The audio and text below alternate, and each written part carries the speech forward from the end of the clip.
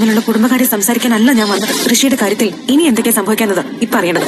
അവസാനം ശിക്ഷ അനുഭവിക്കേണ്ടി വരുന്നത് നീയായിരിക്കും.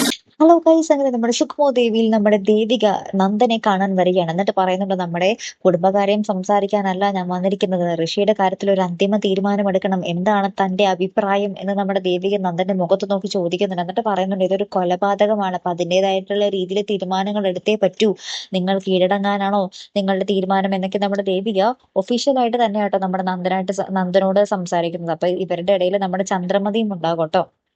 അങ്ങനെ തന്നെ നമ്മുടെ നന്ദന എന്ത് മറുപടി കൊടുക്കണം എന്നറിയാതെ ഇങ്ങനെ പകച്ചു നിൽക്കുന്നുണ്ടേ.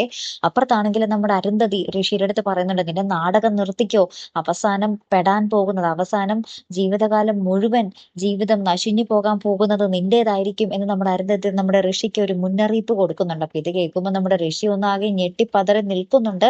ഇനി നമ്മുടെ അമ്മയുടെ വാക്ക് കേട്ട് നമ്മുടെ ഋഷി ഇതിൽ നിന്നും പിന്തിരിഞ്ഞാൽ നമ്മുടെ നന്ദന കൊള്ളാം, അല്ലെങ്കിൽ നന്ദൻ ഇങ്ങനെ ഇരിഞ്ഞു തീരേണ്ടി വരും. അല്ലെ കൂട്ടുകാരെ, കാത്തിരിക്കാം കേട്ടോ. അടുത്തൊരു വീഡിയോയുമായി വരുന്നത് വരയ്ക്കും ഗുഡ് ബൈ.